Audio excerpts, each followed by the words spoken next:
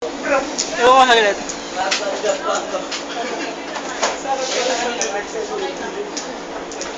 Sino may mga member dito? Ilan pa kayo? Smile! Marami kayo?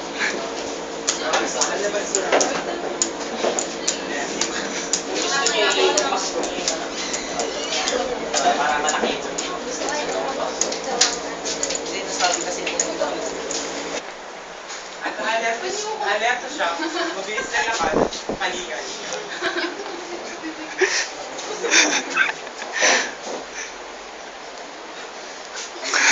Scene 2 na, sir. Scene 2.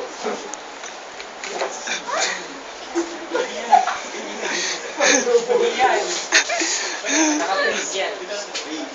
Sige na. Nakakita siya ng 200. 100 na Lepeng, malinis at walang katao-tao. 100 at 100 na maliwanag. Mas pinili niya dumaan sa daang maliwanag at maraming tao.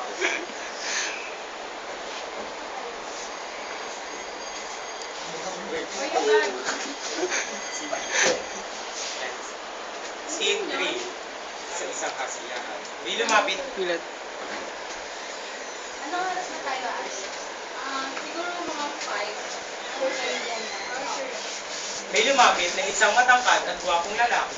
Agad.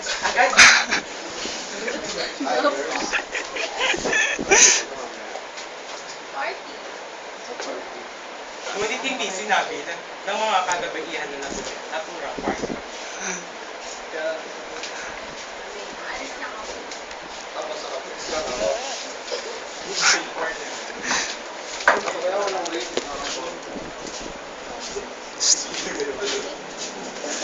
Alas 12 na ng gabi nang matapos Nico. ang trabaho si Rachel.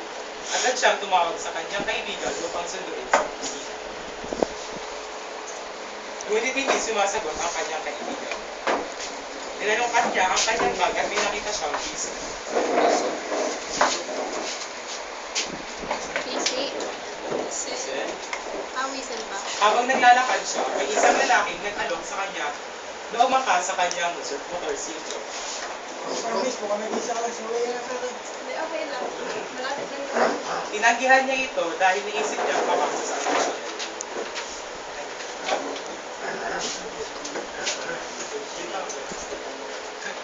Pababa na ng sasakyan, sinay.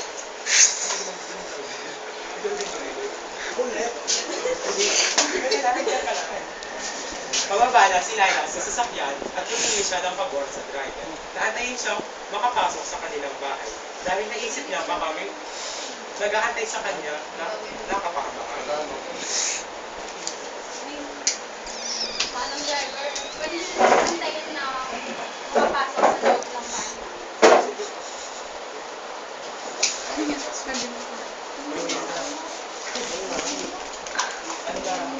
Ito po yung bantra.